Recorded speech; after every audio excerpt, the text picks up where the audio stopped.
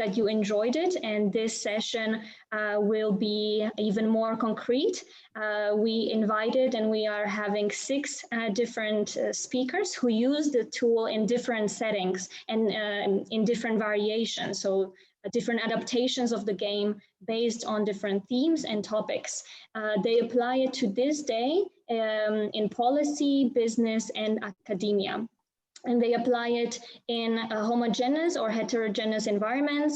They engage participants of a very different age in also very diverse geographical locations and professional backgrounds.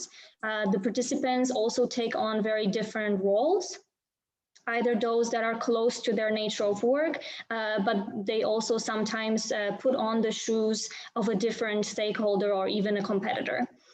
The participants then leave and they are having a discussion with people who they normally not be having a discussion, and they engage in different thinking that might create ideas from brainstorming and sometimes even solving concrete issues.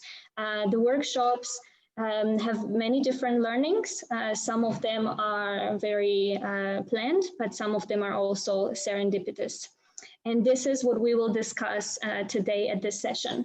The speakers will all have 7 minutes to present their specific version of the game. They will mention the main features of the game, the reason why there was a need to develop it, and they will discuss the main benefits and learnings of it. On top, some of them will also be accompanied by a participant of one of their sessions to bring to our virtual floor also the player perspective. I would also like to say that in case you were not there for the first session or you were a bit late, that all the versions are under the Creative Commons license, meaning that they are available for everybody to use and to download. But then you would have to also, of course, share your results and adaptations of the work. Now, without further ado, I think we can begin, and let's begin with the policy level first, as the original intention of the game was to engage policymakers in foresight scenarios. So I would like to welcome first Laurent Bontoux. He is experienced senior foresight expert at the Joint Research Center at European Commission. He has been working with government and industry, especially in sustainable development, environment and health issues, and water resource management. He focused on developing and applying innovative foresight approaches to help people deepen their understanding of complex issues. One of the applications is a scenario exploration system, and Laurent has been overseeing the development of the SES from the very beginning. He's the author of the study 2035 Path Towards a Sustainable EU Economy, from which the original SES was developed. And he will be now presenting the SES version, A Future of Customs in the EU 2040. Because in 2018, the EU celebrated the 15th anniversary of the customs union. And this version was aimed to, and developed to explore the alternative scenarios of how customs in the EU can look like, and to understand how progress and improvement can be achieved. So now, Laura, over to you. You can share your slides. Thank you very much, Katarina. So I'm going to share my slides. And I'm going to go on like this slideshow. Perfect. Excellent. Yes, we can see it. So thank you very much, Katka. I'm going to do this. Okay. And so indeed, this was an application of the scenario exploration system in the frame of a policy making project. And essentially, the objective was to strengthen the decision making needed to bring the EU Customs Union to the next level, as announced officially by this new commission.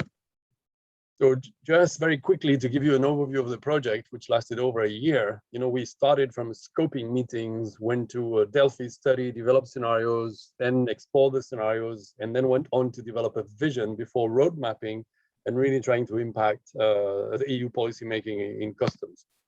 So why was this version of the tool developed? Essentially for that stage in the process, where we had an event organized by the Finnish presidency of the European Union, where they wanted to engage with high-level decision makers from all the member states with the Foresight process. And so what best, what better than the scenario exploration system to be able to do this?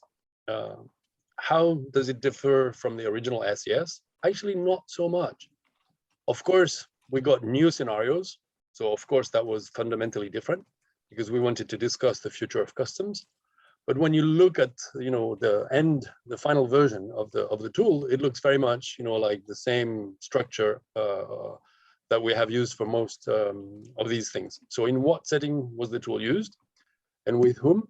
Well, this is the group of high-level decision makers that we engaged with. You had the Director General of the GTAXUD, you had the Secretary General of the World Customs Organization, and then you had about 80 top level customs decision makers from all the EU member states. So that was a bit the setting to give you an idea. And around every table we had a smaller number of people who were really going in depth in the scenario exploration. So here you have the Secretary General of the World Customs Organization together with high-level decision makers on customs from Spain, in Slovenia, for example. So what were the benefits and the learning from this application? So I'm going really quickly, is that we wanted to introduce a brainstorming, to address strategic questions about the future of customs in the European Union, and essentially it was a brainstorming to really get people into the visioning state, of the future of the customs union. So what happened was, in that particular process, we really had a very fast and inclusive development of the tool. We took the experts that we had for the whole Foresight process, and with them, we developed the tool, and which means that we had a very high level of buy-in, because many of these people then turned out to be exploration masters at the high-level event in Helsinki.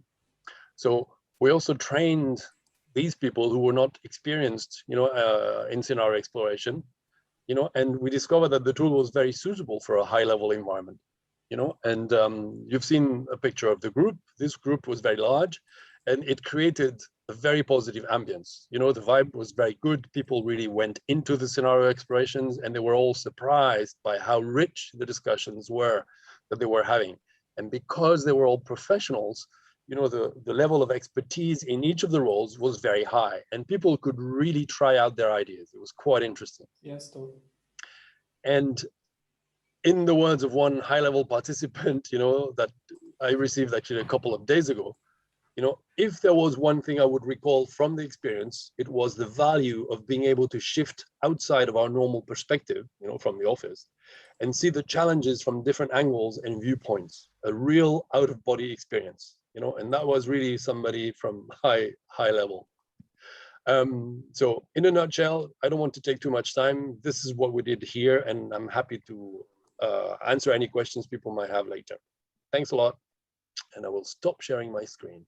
Oops. Thank you very much, Laurent.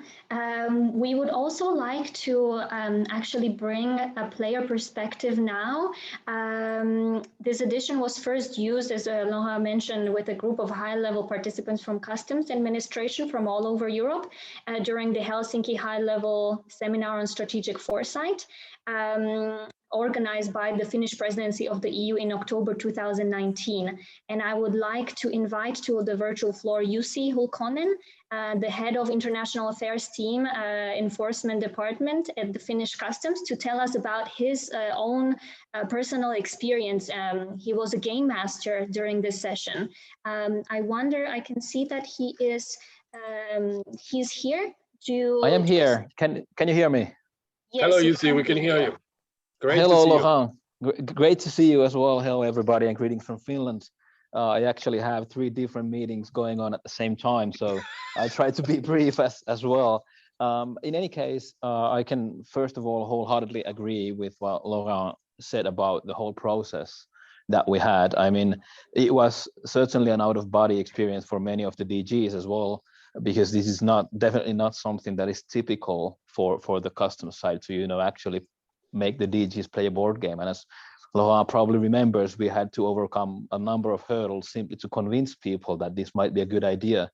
from my perspective as well, it was really an eye-opening experience for me, because we were really able to get all the DGs, deputy DGs, and everybody else to sort of look at their own profession and their, yeah, indeed, in a safe way. That was, I think, the biggest challenge and the biggest sort of, as well, the biggest outcome of the seminar, because they were able to brainstorm without having to think about that. I'm saying this as a national director general of an administration of one of the member states. They could simply act out their feelings and you know, possibilities that situations would put them in.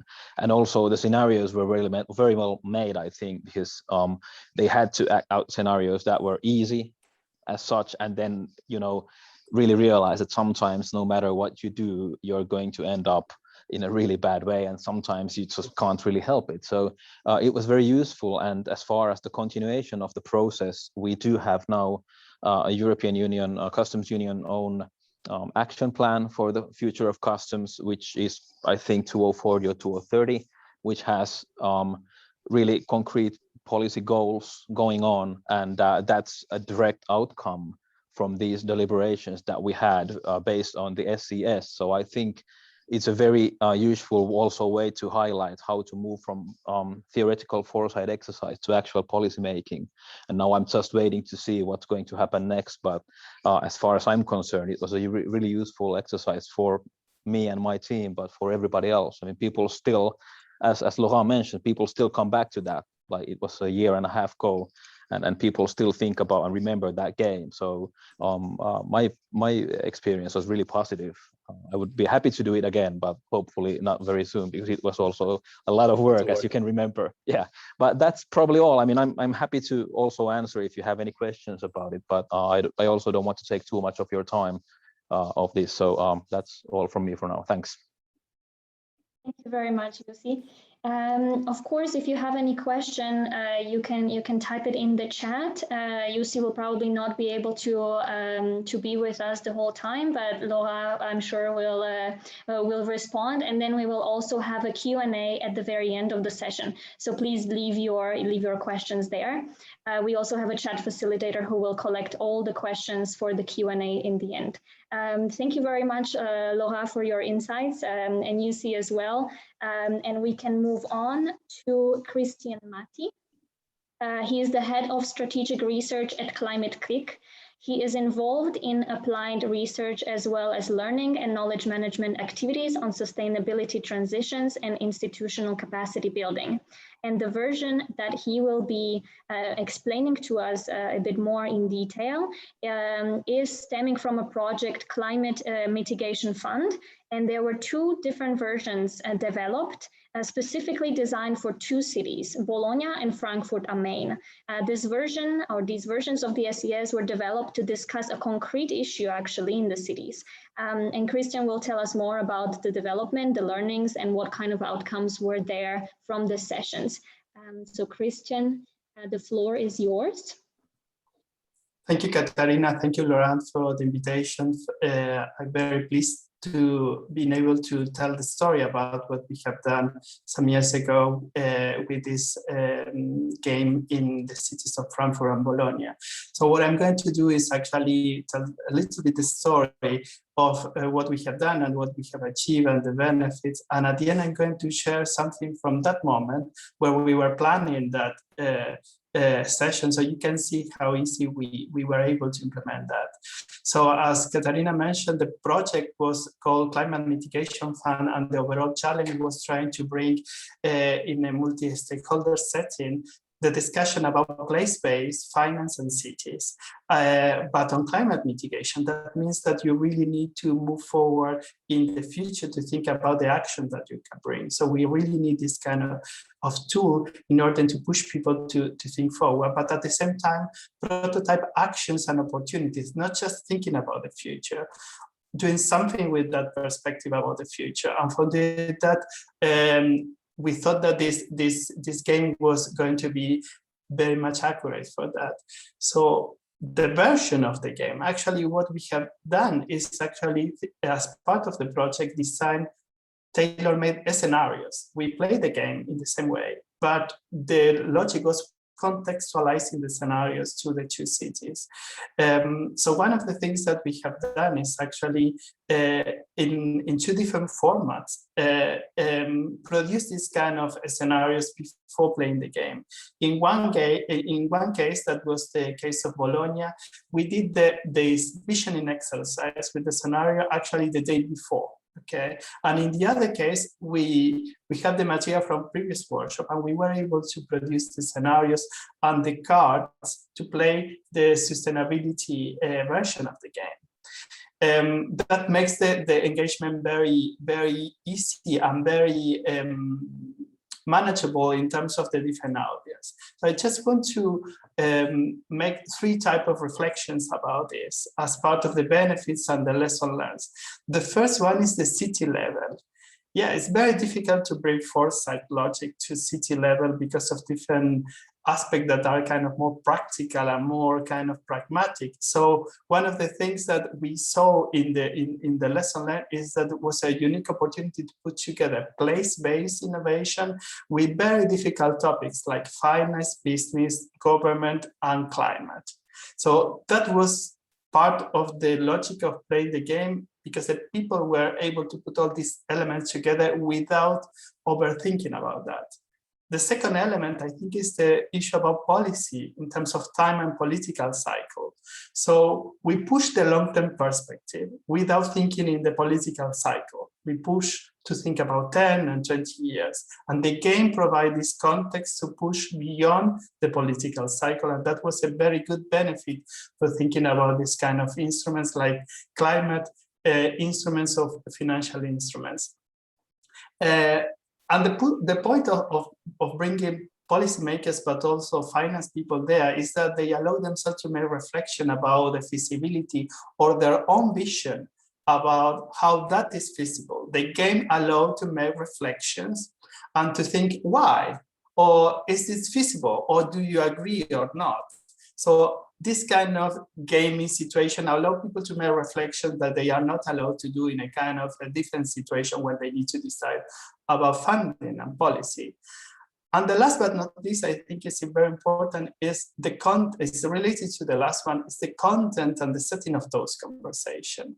There is a value added on this series game in thinking about the relevant and brave question. I mentioned before why we should do this, and what is the priority setting, and what is your priority setting. And as part of the negotiation of the game, you can reveal all this kind of element that in a normal conversation you cannot do.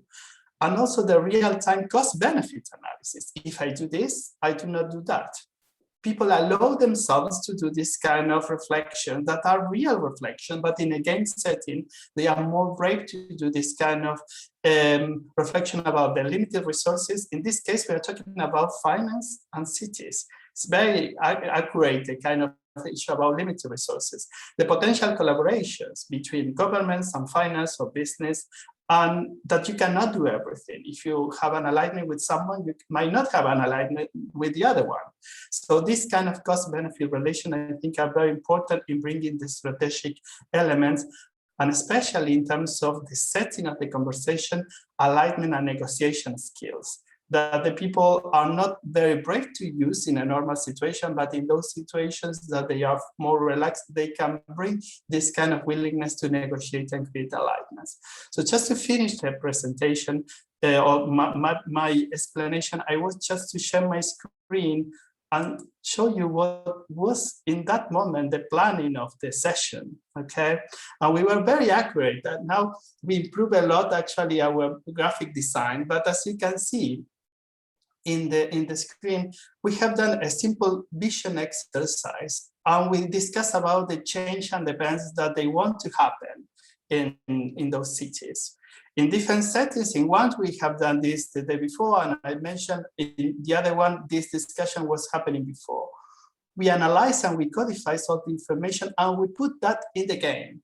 So this was the simple planning that we have, and it was very easy to do. We have done in a couple of hours the cards and the scenarios by bringing the information from this simple visioning exercise. And I think this is one of the things that it's important to bring, because in the previous session we were talking about the importance of the game master and many different things, but I also want to say how easy it can be to use and apply this kind of methodologies in a simple setting, and also contextualize in terms of different challenges and problems. So that's all. Thank you. Thank you very much, Cristian, especially also for pointing out that they actually had to use the negotiation skills and their soft skills during the session. It was very interesting and very clear, I think, also for our participants to understand. There was a question in the chat for you, especially if there were also citizens involved to play the game in the cities. Yes, we create a setting where the cities were represented by citizen organizations, okay, like NGOs, because the project itself was part of a ensemble of different organizations trying to discuss this in a systemic way. So there were not like big amount of citizens, but representation from NGOs in terms of citizens as part of the discussion. Perfect. Thank you very much. So any other questions forwarded to Cristian can be written in the chat, and then we will be, we can come back to them at the end for our Q&A session. We can move on now to Epaminondas Christophilopoulos. He is the deputy chair of the Foresight unit in the Prime Minister's office in Greece, and head of the UNESCO chair on futures research in the Foundation for Research and Technology Hellas in Greece. Since 2010, he draws particular focus on future studies and foresight, and set up the Foresight unit in Praxi 4th. He is also a certified future strategist, chair of the Foresight Europe Network, member of the World Future Studies Federation, and co-chair of the Greek node of the Millennium Project. His current research interests include now the introduction of the special relativity theory in futures thinking, the use of gamification methods in foresight, and futures literacy. And now Nondas will tell us about two different SES versions. First one will be China 2030, which was played in different workshops in Shanghai by high-level officials in order to spur conversation on EU-China collaboration in science, research, and innovation. And the second one, he will mention a newly developed SES version, Work Tech 2050, which is focusing on the future transition of work and technology. Nondas, I see that you shared your screen already. That's great. We can see it. The floor is yours. Thank you, Katarina, and thank you for the invitation. I don't know if 7 minutes are enough to talk about my love, because this is how I feel about SES.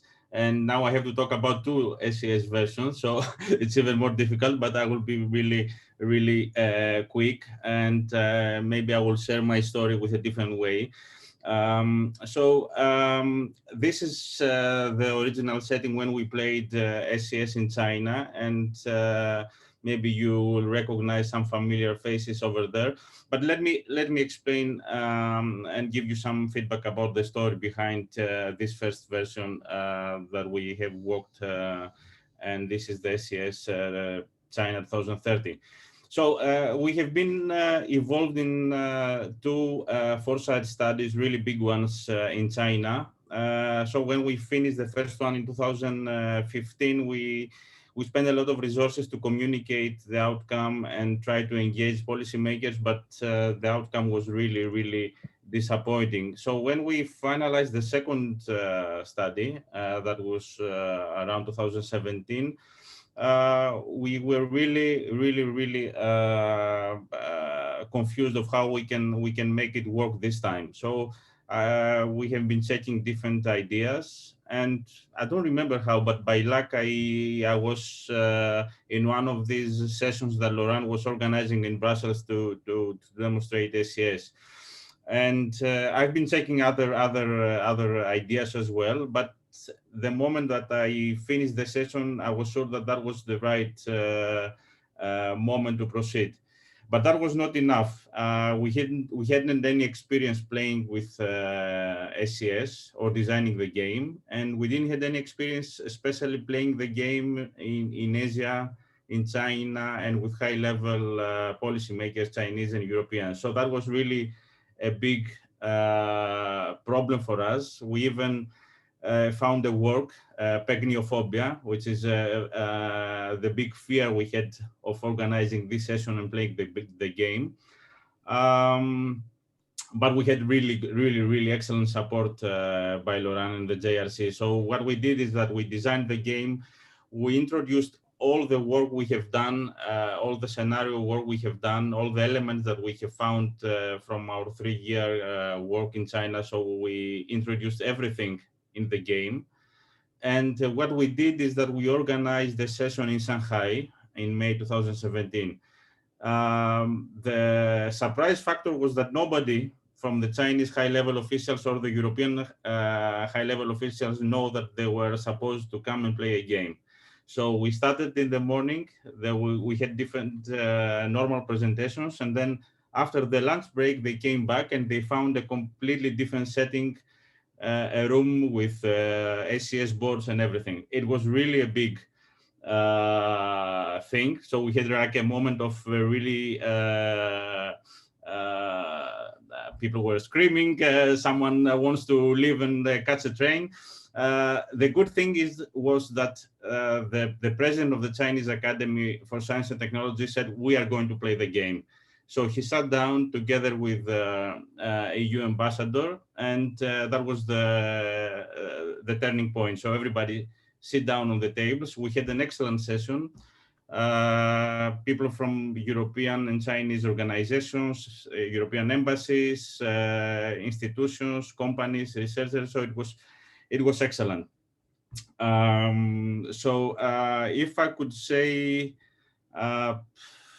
this is the outcome. Everybody was really happy, and I mentioned this because to be happy after a 3-hour session playing is also a very important thing.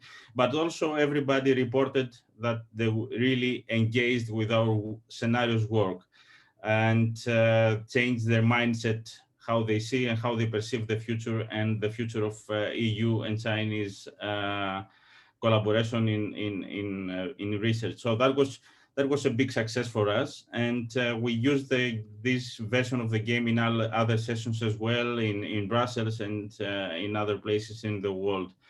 Of course, we had also some issues that we found out by playing the game, a lot of cultural aspects. Of course, it's a different thing if you have Chinese people or Asian people playing the game, it's a different perspective.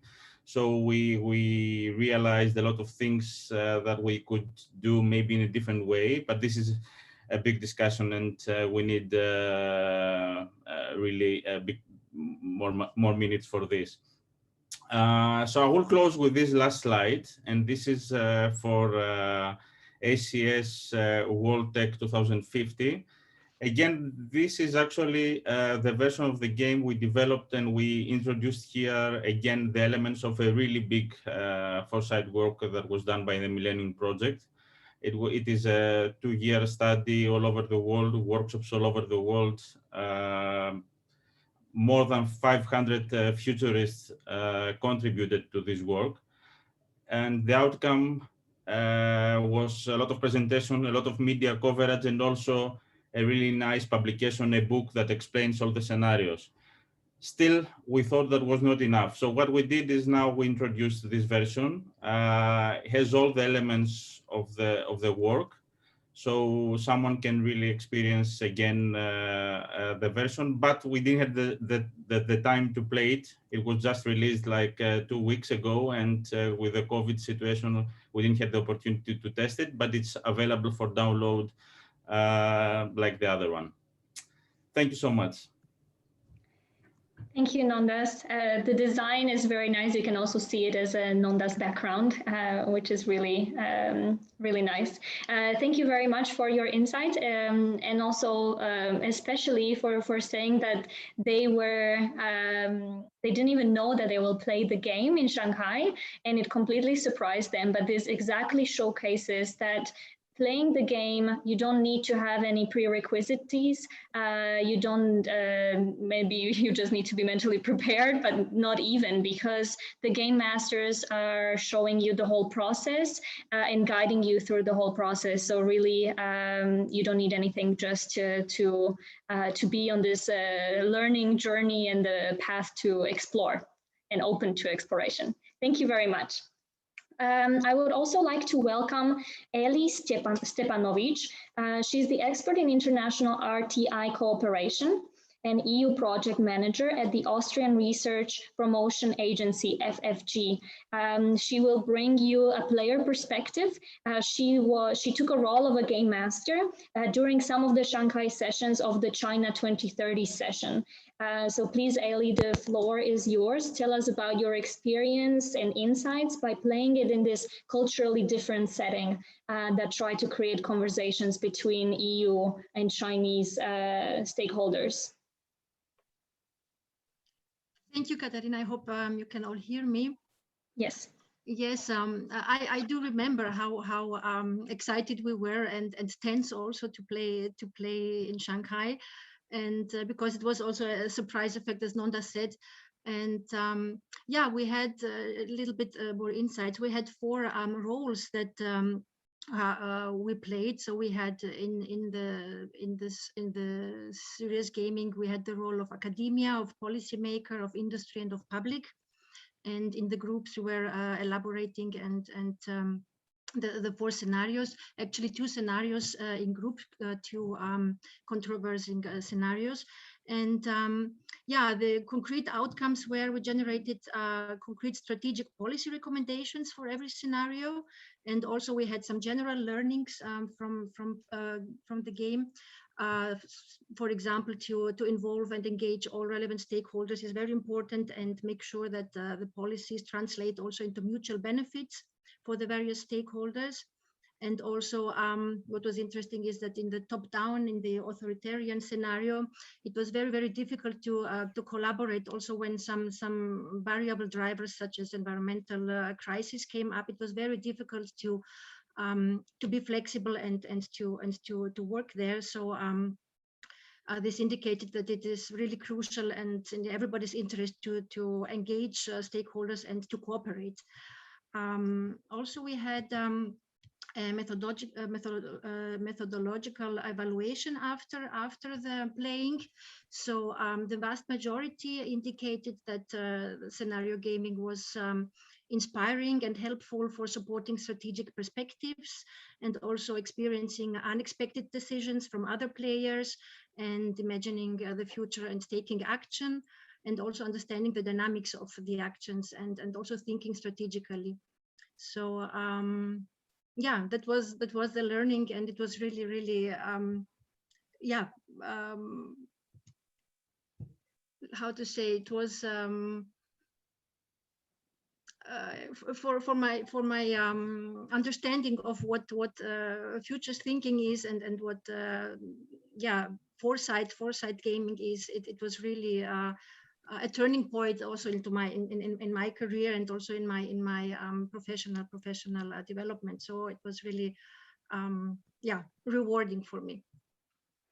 Thank you very much, Eli, for this. We can also say from ABIS that anytime we play this, it's huge learning for us as well. Even when we are game masters, we learn so much by every session. So thank you for explaining your positive experience, and also what the participants thought of it. Now, Now that we have heard about how this game is addressed and played on the policy level, let's move and discuss the setting and learnings to a business level as well. I would like to welcome James Gleave. He's the founder and director of Mobility Lab. James has delivered many transport and infrastructure strategies and policies. He specializes in foresight, futures thinking, and strategy creation, and he has supported the delivery of numerous innovative technology, autonomous vehicle, smart infrastructure, and mobility as a service project. He will be talking a bit more in detail about the SES version Mobility, a Serious Game, which was played in many business settings. It was used with Colruyt Group as a brainstorming session during team building exercise with Uber, also with Transport of London, startups and consultancies to engage their employees in different ways of thinking and brainstorming activities. But now over to you, James, for more information. So thank you, Katarina, and good afternoon, everybody. I won't introduce myself because Katarina just did an excellent, frankly, did an excellent job of it. And so what I'm actually going to focus on in my presentation is just kind of the experience of almost kind of the journey and exploration journey of actually kind of developing this game, not just obviously kind of within business settings, but also within a kind of a variety of other settings as well. And, you know, it's kind of what our experience has been. And it's kind of fair to say that it's actually kind of evolved quite a lot over time. So obviously the initial inspiration was actually a session which I did with as part of a Kairos Future a day visit to the JRC to see Laurent and actually, you know, kind of take part in the game. And that really kind of kick-started my thinking, because the way which transportation both the private sector and the public sector really thinks about future scenarios is in a very technical way.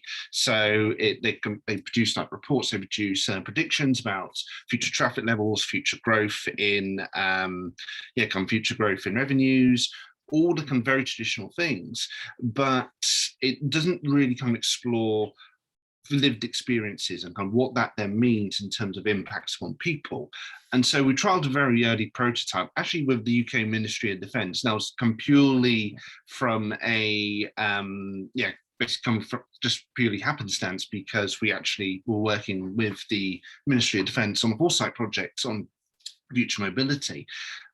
We then expanded it into a much wider trial where we not only talked with Uber, we talked to transport planning consultants like Sistra, urban movement startups like MSOL, who come focusing on emissions, as well as obviously TfL, who you will come hear from soon. And then we've actually gone out and delivered it again with a kind of wide variety of different organizations, again, mainly focusing on startups. And obviously here seems to be the, you know, kind of customary picture of, you know, some happy people playing on it. So actually the first picture is actually a session which we did with the Chartered Institute of Highways and Transportation here in the UK, where we kind of got some of their members to participate in future mobility scenario, future mobility game. But also, here's another example here where we actually did it with a load of students as well. So probably the two most common settings where we've actually deployed this scenario game is firstly as part of a strategy and policy development process. Startup companies and other companies have an idea of what the future, what they think the future is going to be like, but what they want to do is they want to be able to move away, come from analysis and data, and then look at, well, okay, what's the wider implications of this? How is this going to affect transport in cities? How is this going to affect transport in kind of different contexts? And what does that then mean for our business? But also, as the other context was to challenge thinking around transport, because it's very kind of traditional in terms of its thinking, very traditional in terms of its outputs. Even some of the solutions were still, you know, stuff which came up in the 19th century. So they're kind of looking to challenge thinking. Just some very quick statistics. We've done 15 different versions of the game. had 133 participants. Yes, I have counted them. We also actually, it's been downloaded numerous times on our website, and I'll provide a link to it come after my talk. So whilst the initial audience was really focused upon policymakers at a national and city level who traditionally come up with the policies for big transport infrastructure projects, what we actually found very early on was it got a lot of interest from mobility startup companies. A lot of this actually came about because they were actually new to the realms of mobility, or kind of the people who would participate were new to the realms of mobility. For example, when we spoke to Uber, we spoke to their city team, and a lot of that team actually didn't really have initial prior experience in transport and transport planning. And so they wanted to then use this as a way to, come explore different futures of what mobility could look like, but also to further their understanding, and also actually to start developing their products and testing their services and how they could play out in different scenarios. We also had a lot of interest from community groups as well, who typically tended to download it, who I won't really focus upon. And we've obviously had a lot of different participants as part of this experience. So for mobility companies, it's actually usually tended to become the mobility company itself, with like a few advisors on their boards, or kind of a few external people who they trust to be basically part of the process. When we've worked with policymakers, so like at City of Amsterdam, for instance, they bring in a much wider skill set, much wider experience set. So they bring in transport planners, they bring in land use planners, they also bring in third sector companies, national government, private companies which operate locally. So it really is a mixed bag. And one of the most common feedback we got was it actually made companies see their products and they see their services in a whole new light, not because of the impacts upon the bottom line, which is obviously still very important to them, but it also made them help them to understand what their impacts are much wider in terms of things like social responsibility and in terms of a wider environmental impact. So, for example, when I ran the session with Uber, it was one of the comments which I actually got feedback from, I believe it was their city manager for Scotland at the time. It basically said, well, okay, the way which I traditionally saw our product was, how do we try and engage with our drivers? How do we try and engage with cities to make things move better? But actually, through this process, what I was able to understand was the impact of our product is much further than that. And so perhaps we should look at different marketing strategies. We should look at different ways which we can promote things. And so it was really interesting just to see that evolution as they played the game. And also, as a result of all this work, the game itself has actually evolved. So this was really off the back of a throwaway remark, pretty much, when we did one of the sessions. Was somebody came up to me and said, you know what, this would be great if you could break this down a little bit. It'd be great as an icebreaker, or it'd be great as a way of getting people to think on strategy days. So what we actually came up with, and I've literally got it in front of me right now, in case you can see it, is a card game. And so we have a future mobility scenario card game. Actually, we call it a future mobility card game, where taking these different futures and taking these different scenarios, people can take on different personas and react to different challenges. And we tried it out here at conferences and also at strategy sessions. And that seems to have gone down really well as well, although it's still something which is quite early on in its development and quite early on in engagement. But it's been interesting to see people be creative in an entirely different way and almost start that thinking process, which has been really positive. So obviously we've got somebody here, so we've got Laura here from Transport for London, who's actually going to go into more specifics on the Transport for London case. But we worked with them to take some of their existing scenarios work and use the scenario system in order to communicate these scenarios more widely. And I'll let Laura kind of let Laura present and share the benefits. Thank you. Thank you very much, James, and thank you also for really focusing on what are the experiences for businesses and for policy participants from your experience. I would really like to bring Laura Putt. She is the principal city planner at the Transport for London to our virtual floor. So she will tell us more about her experience with playing the game. It was held for internal teams of Transport of London. Thanks, James and Katerina. So yes, like Katerina just said, it was an internal game, but we played it with teams from across different departments.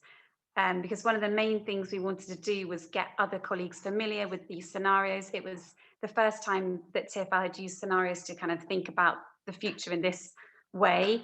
It was in 2019, and we'd adapted the materials that James had his kind of well, he had a good version of the game, but we adapted it to suit the TfL scenarios. So we made sure that the roles and the organizations that we used and the mega trends all fitted in with the 3 potential futures that we had been discussing. And we made sure that we printed the materials on good quality kind of card and like made it look pretty professional, even though it was a kind of beta test version.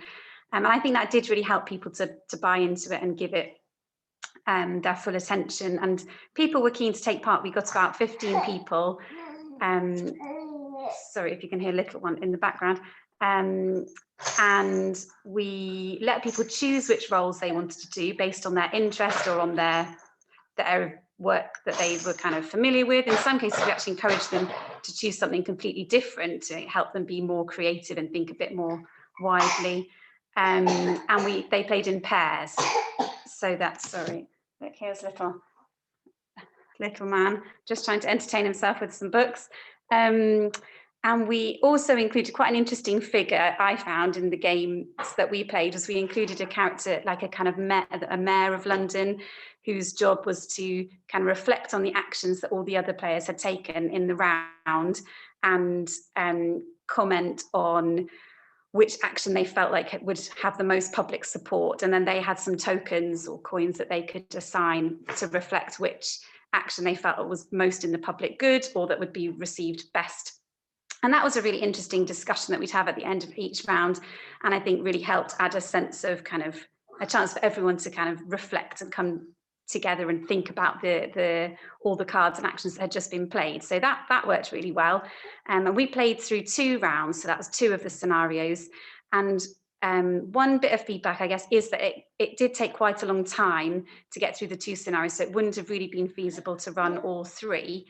And so I think that's where James's kind of quicker card version could be a helpful tool. But we got really good feedback, and people felt that it was a good way to kind of make the scenarios more real, make them more memorable. People had a chance to explore their ideas and put different kind of reactions to bizarre things that might happen, without fear of criticism or without too many kind of realistic comments that we're very used to in TfL, like, oh yes, but if that. So it was a kind of a fun and relaxed environment for people to explore and kind of think a bit outside the box. So yeah, I think having that safe space worked really well, and people enjoyed that. And we saw value in it as a communication tool, and could be applied in kind of further policy development or community engagement type work. I think, like I said, a big part of it was there's quite a long kind of setup and explanation, and you did really need a skilled facilitator or games master to make sure that it kind of flowed and that everyone was involved. But yeah, it was really kind of enjoyable thing to be involved with, and I enjoyed it so much that I saw an opportunity to use it as a kind of team building exercise a few weeks later. So we ran it with more like 40 people on 3 different tables a few weeks later. And And again, even some people who were quite skeptical of the idea and, you know, what are we going to do with a board game? Actually, everyone did take part and had a lot of fun. And again, we got really good feedback and comments from that. So I'd say, yeah, overwhelmingly a very positive experience and something I was glad to be involved with. So thanks, James. Thank you, Laura. Thank you very much for your for sharing with us your positive experience and the experience of your colleagues. And thank you for taking also making the time to be here with us and sharing this information. So let's move on to hear also our speakers that use the SES game at an academic level, engaging students and our future leaders with foresight and systemic thinking. I would like to welcome Sara Marcucci. She's a project and research assistant currently at Nesta Italia, where she works with the Tech for Food, Tech for Good area. Before that, she completed her master's studies of science in data and society at the London School of Economics and Political Science. And she will tell us about her experience during an Erasmus exchange, where she enrolled in a class European Integration of a Professor Claire Dupont at the Ghent University in Belgium. She became a game master that semester and got the experience of playing the game in an academic setting with her classmates. The version she will talk about is on future of migration. It was already discussed a little bit in our first session. And this version is to this day fully integrated in the course of EU integration at Ghent University, which is obligatory for all students of that degree. So please, Sara, tell us more about your experience. Yes, thank you, Katerina. Yes, so I'm not gonna do slides or presentations. I'm just here to tell you a little bit about our experience, my experience in particular, and sort of how this exercise is very useful for students as well. So for people that are kind of studying only on books and not really doing the policy making at all, but who, you know, have been sort of interested in doing the theoretical work behind. So yeah, I was, as Katerina said, I was an exchange student at Ghent University. I'm actually from Rome, so I only spent about a semester, about 6 months in Ghent, and I took Professor Claire Dupont's class, which indeed was about European integration, and how I came about it, about the whole game master thing, is basically just by volunteering, really.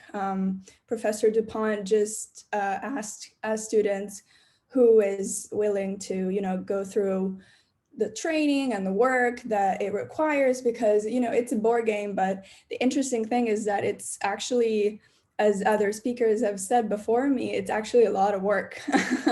So yeah, that's pretty much how it happened. And it was, I myself was actually quite skeptical of the whole thing at first. You know, I was coming from a different country, so we don't really do that kind of thing in Italy. So I was twice as skeptical, I guess.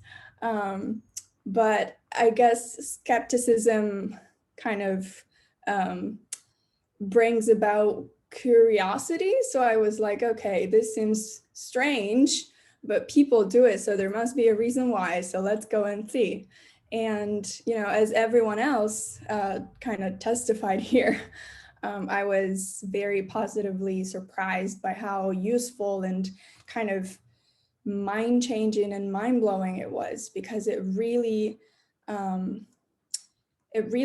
brought us students to a whole new level of awareness in terms of how complex things are. Because, you know, I guess especially policymaking and governance in general is very different on the books and, you know, in real life. And us students don't really get any chance to test our knowledge in theory and in practice. So I guess that was a really, really good exercise to kind of challenge ourselves in that sense. So about about I want to spend a second talking about the training that we received at the Joint Research Center in Brussels, because it was really, I think it made all of the difference. We as game masters were able to steer the game and the whole discussion in a certain direction that we previously agreed on. So it wasn't just that we randomly happened to be playing this game. We actually knew what we wanted for it to go towards and what we wanted to achieve at the end of these 3 hours. And so an example could be the game has this what if cards that you use to kind of like spice things up a little bit, especially in the case of a positive scenario. You're like, well, everyone's collaborating, everyone's happy, there's money, there's, everyone's fine. So these cards kind of provide you with the opportunity to make it a little bit more challenging and a little bit more credible as well, and to engage everyone.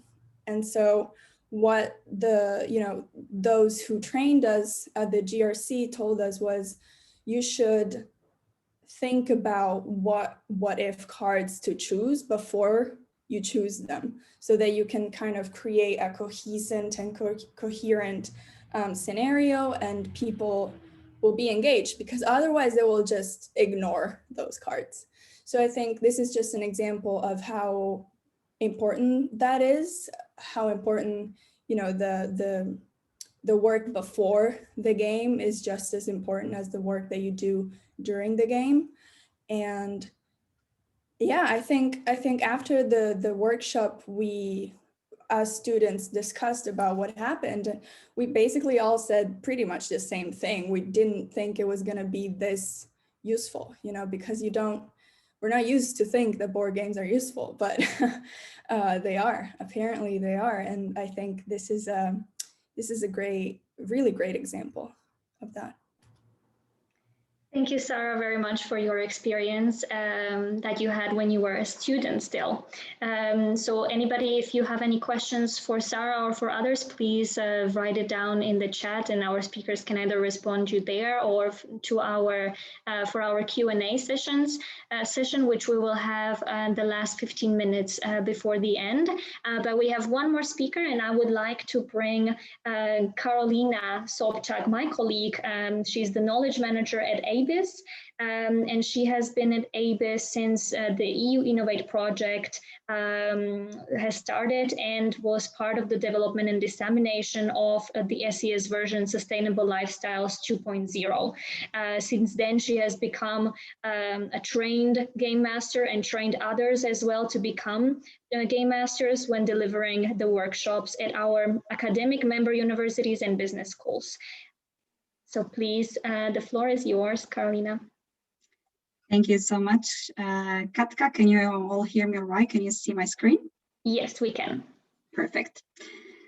So I'm very happy to join this amazing group of speakers that shared their experience of the SES game. The one that ABIS uses is actually stemming from an EU research projects we have been involved in the past. And for us, it's really one of the most successful examples in which we were able to really use the academic knowledge that was that stemmed from this project into something practical that we could use and bring forward also for the benefit of student and future leaders. And this is actually what is very, very close to our heart at ABIS. We are in the business of business in society, of improving the role that business has in society, and this has proved a really useful tool in this process. So I'm trying to change slide. So yeah, we'll just quickly go about what makes this version a little bit different than the other ones, how it works and whom we played with, and last but not least, I will share our experience about the digital version, since we were able to completely digitalize the game, and we already tested it successfully in an event in February. So, as I mentioned,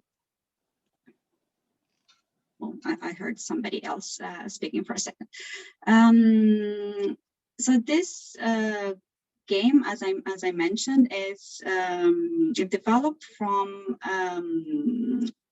2 projects that build on each other. So the scenarios really originate from the Sustainable Lifestyles 2050 project. And then this was picked up again by the EU Innovate project, which was coordinated by ABIS. And this is why it's called Sustainable Lifestyle 2.0, because it expands on the scenarios that were previously researched and developed in the SPREAD 2050 project. EU Innovate project really focus on integrating the role of citizens and end users in developing sustainable lifestyles. So here you can see a little snapshot of the scenarios that we are using.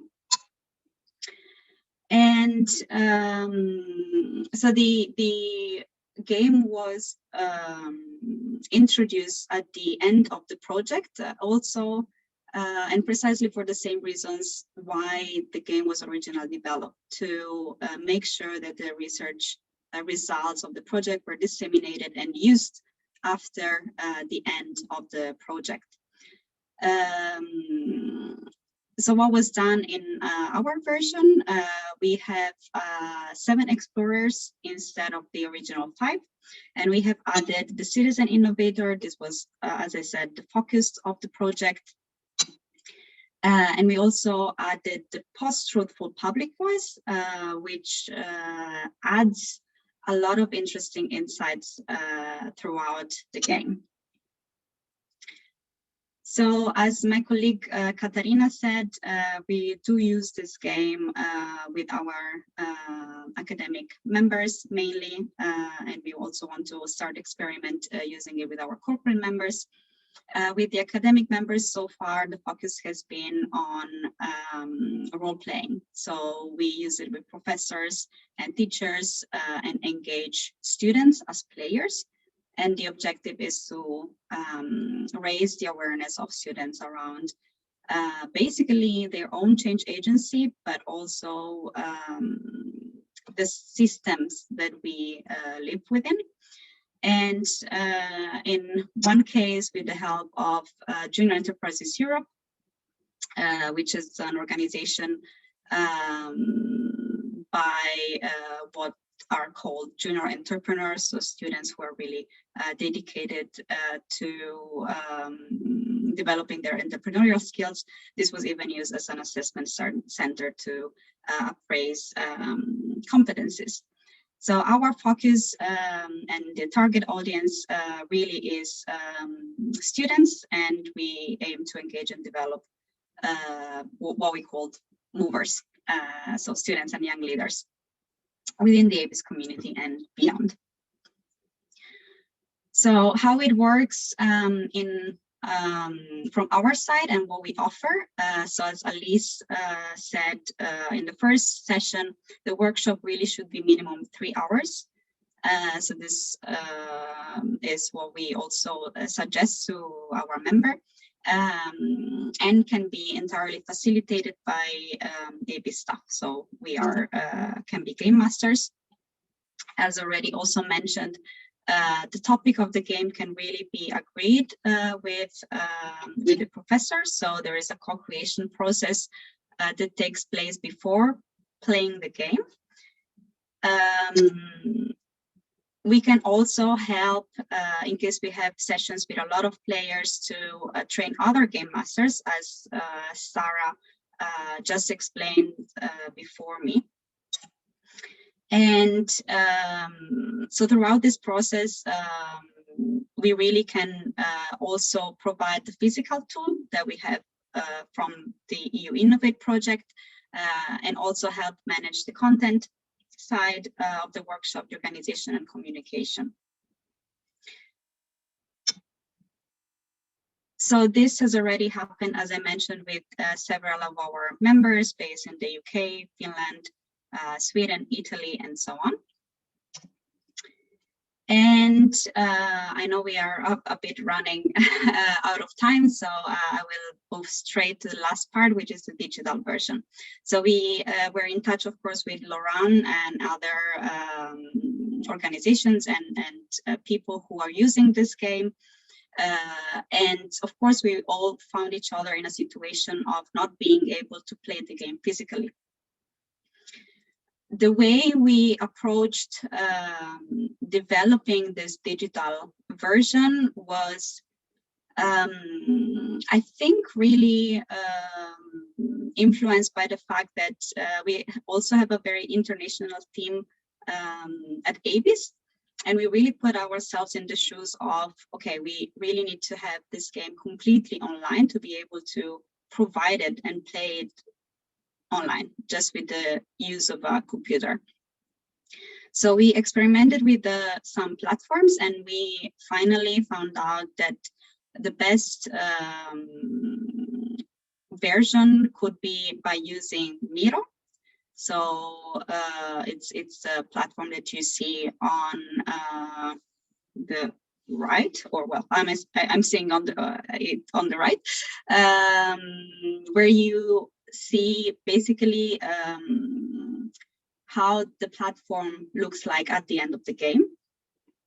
And we use it in connection with Zoom. So you really need to have video conferencing platform and a platform that allows interactivity. So our goal was really to make it a fully virtual experience and as much interactive as possible, leaving the interaction and decision making in the hands of the players. So what about the cons and the pros?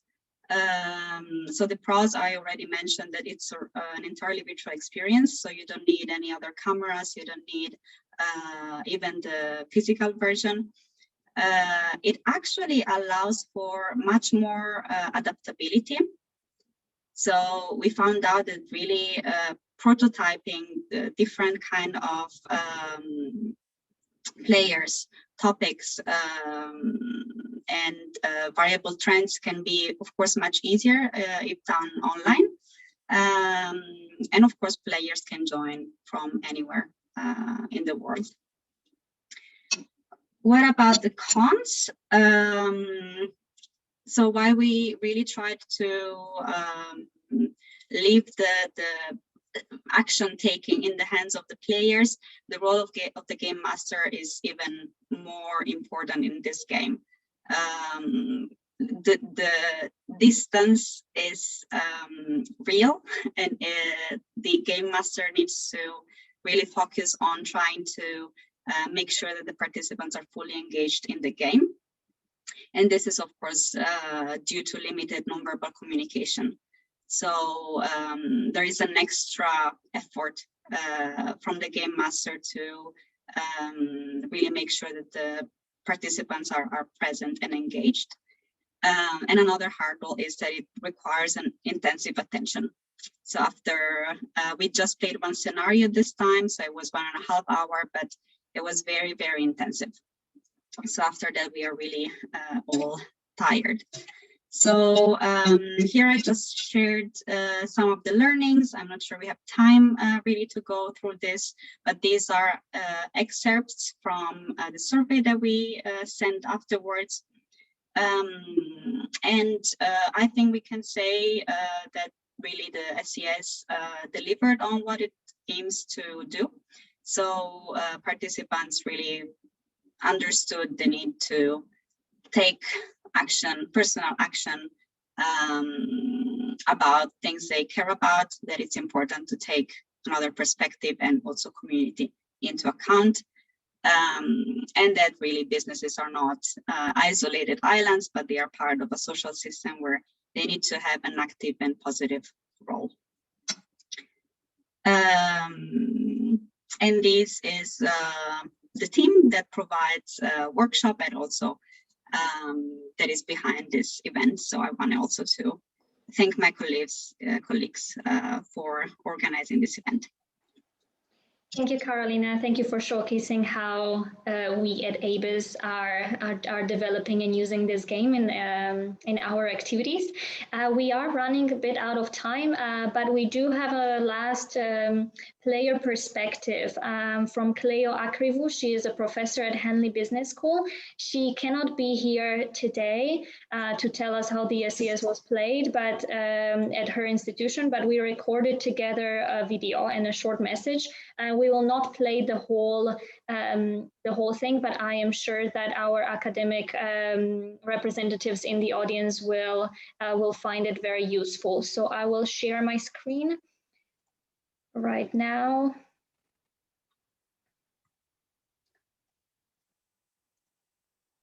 All right, and I'm starting the video. Hello, everybody. I'm Cleo Akrivou, Professor of Business Ethics and Moral Development from Henley Business School.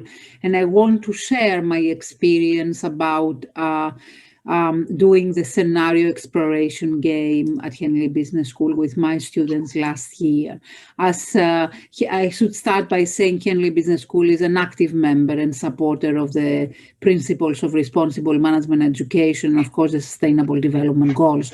So within this framework, I'm also a program director of the Masters in Management and also convening a key module in the program, international business ethics and international responsibility. So I wanted to integrate this scenario exploration game to the curriculum and within this module. So I brought it within this module I convene. The module covers corporate responsibility, business ethics, and sustainability. So the scenario exploration system was something I added. First, I piloted last year to see how it went. I added to a typical term-long, 3 months long teaching, and that was one day we played this game. And it was added as an experiential activity, a role-play simulation, and of course the aims what SES aims, right? To develop a mindset and the skills required to thrive, if I would say, in an increasingly complex business and society environment, while simultaneously understanding that sustainability is something that is a very important issue for the future, but which is not necessarily finds the same mobilization from all the actors in society. So I want to talk about two things I think may be useful: the main benefits and learnings that students had from the session, and how was the game, what was the focus of the game, how I, in a way, adapted it to my course. Starting from the second, the game was actually framed into the notion of leadership for sustainability. And it was designed with the help of ABIS as a professional development workshop. ABIS offered a lot of help to prepare it as we wanted adapted to the program.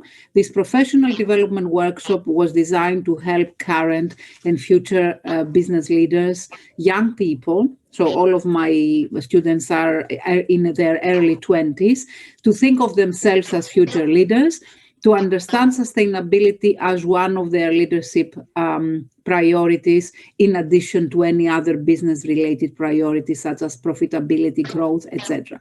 The workshop challenges fundamental assumptions about leadership, so I think the scenario exploration game was really, system was helpful, because it was aiming to help students understand and support the notion of leading within a complex system, and the notion of designing of their actions to address global environmental and societal changes without necessarily always being able to change everything at once, because other actors are also acting, and some of the other actors may have very different agendas.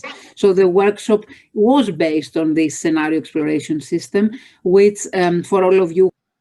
I Sorry for abruptly stopping it, but we are sharing also the link to the whole message of Cleo in our chat, where you can, it's on our YouTube, and you will be able to listen to her full message. But since we are out of time, we couldn't play it. Now, I would like to start a very short Q&A. I hope that a lot of your questions that you addressed here today were already also answered by Laurent or some of our speakers.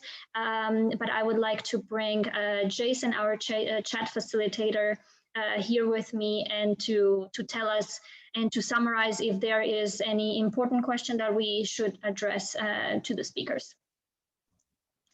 Yes, thank you, Katerina. So I think also we had some basically pre-received questions, and this might be also interesting, I think, for Laurent. And so has the tool been used for a project in Africa before, and in what situation, and how was it used? I think it would be quite nice to get a sense of perspective on that. I don't know whether the tool has been used in Africa, but the tool has been used for sure in Asia, in the US, and in Europe, and it has been used with people from many different cultures, including African cultures, especially in migration settings, you know, people from Southeast Asia, people from Africa, different areas of Africa. So we know that the tool is very robust in functioning across cultures, essentially because it is a story-based tool. And all human beings react to stories. And so I'm quite confident that this can be applied, you know, really everywhere around the world. Thank you, Laurent. And we have another question, and this focuses on education and academia.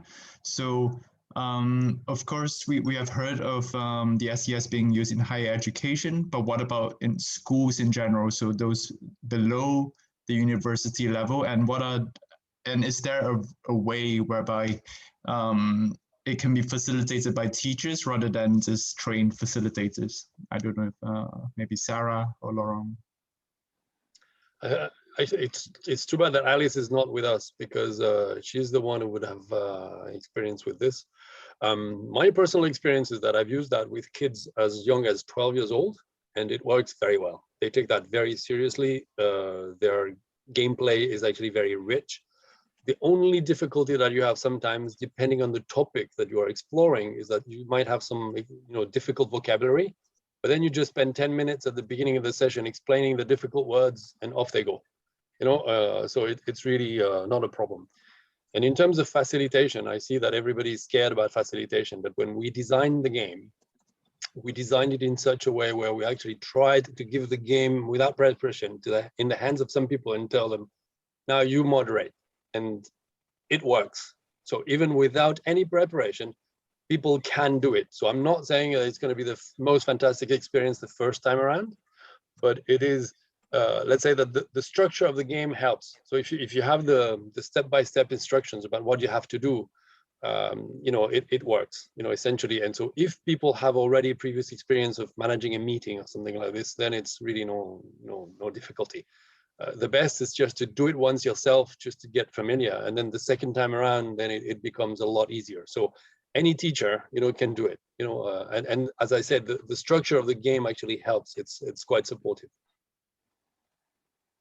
And thank you, Laurent. So I think maybe now we can also move to the speakers. So how did you deal with game-related drifting? So for example, if your participants actually focus more on winning, instead of fulfilling the game's potential to collaborate, to have out of the box thinking. So how did you manage that situation? I'm not sure who wants to take this question. I think you bring... James, yeah. So, sorry, Carolina, you started first, so please go ahead. Yeah, I think you actually bring an interesting point, because there are many questions around how much should participants know about the workings of the game beforehand.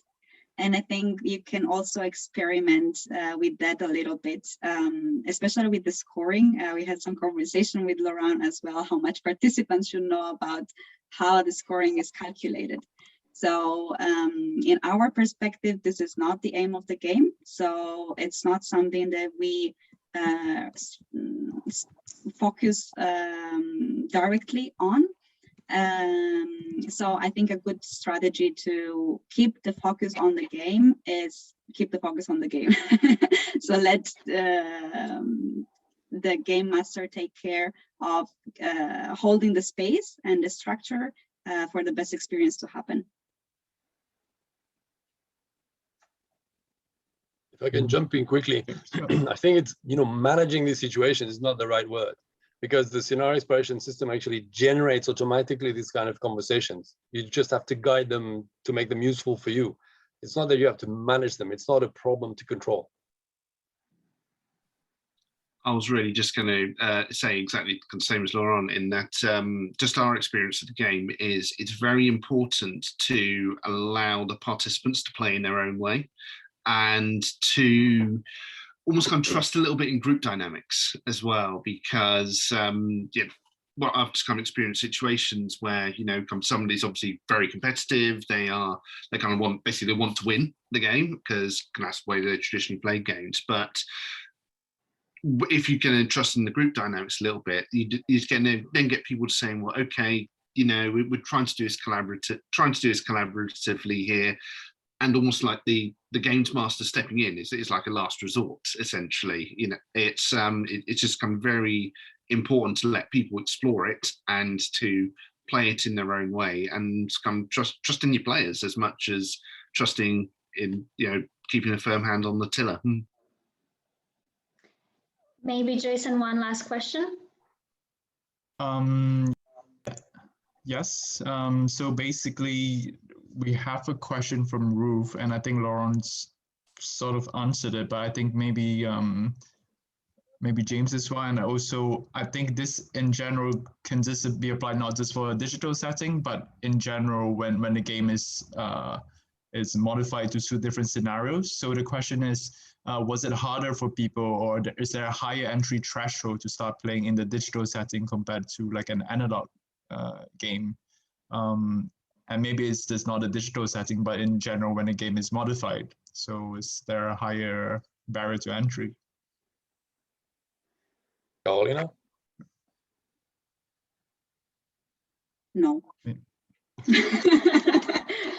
That was fast. To keep it short, in the interest of time, I would say this is the answer.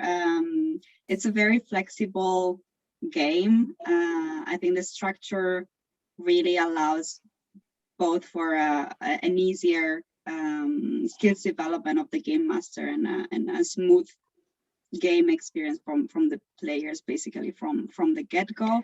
It also depends in the way you're using the game and on the participants that you have around the table.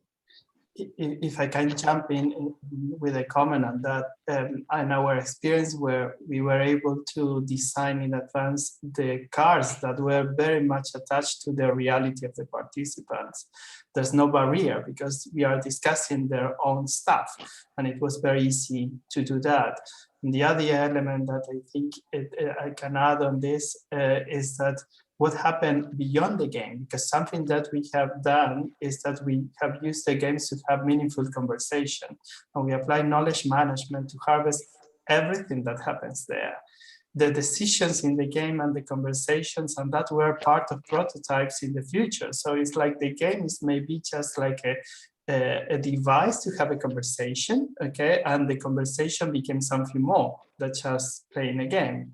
And I think this is something very important to consider when you consider about using that in practical situations, how you can actually harvest new conversations and new ideas from this way that can be used for something else. I think I want to jump in here to add something very quick. You should never see the SES as something independently from a process. It's a tool in a process, and you should see it more like that. Thank you very much. Thank you very much, all our speakers of the second session today for these great insights. I'm sure we could continue with discussions and a lot of questions, but unfortunately, we have planned this event to end kind of now. So we have to end this discussion. We do hope for our participants that you have found what you were looking for and that you have learned a lot about the scenario exploration system if you didn't know it, but also that we provided some extra information if you already played it and know the system and know the tool. We have one last poll. We have a small question to ask you. So I would like to ask my colleague to open the poll. Mahfouz, if you can start it. It's a very simple question. After these two sessions that we provided and the discussions that we had and the insights that we gathered, would you like to play this game? It's a simple question. Yes, no, maybe. You can have 1 minute to answer. I'm sure it's not going to take so much time. Perfect. So 80% people vote already and 96% says yes, they do want to play the game. Nobody said no. But for those who are still in a maybe, but even for those who put yes, we would like to invite you to a demonstration session on April 7th. We can end the poll. Yeah, I'll just quickly share the results. And I'll just quickly also share my screen to tell you. Do you see the banner? Okay, perfect. So we are also offering a demonstration session on April 7 at 2 p.m. But we will also have one in May to show you a taster or a teaser of our version of the tool that is fully playable online now and fully digitalized, as Carolina said. You can find the link in the chat very soon if it's not already there. And we are also organizing next month an ABIS Knowledge into Action Festival, which is taking place on the 27th of April for 3 days. And on the second day, as you can see on the banner, April 28, we will actually have a full session of the scenario exploration system. So please do not hesitate to check the program and to join us and to play. The link to the event page is also in the chat. And on the last note, we would really appreciate your feedback on today. We value and appreciate it very much. The link is also in the chat, but we will also send it in our communication after the event. And I would like to thank you to our awesome speakers today for sharing their experiences and sharing how they developed this tool further and to see it growing to so many levels and layers. I can say also for myself that I learned a lot from your insights, and we are very inspired to take this forward and to keep playing this game even more. And thank you, of course, our participants for joining us today. It was really nice, and let's keep in touch. We hopefully do see you in our next activities. Thank you very much, and have a wonderful rest of the evening. Thank you very much. Bye. Bye-bye.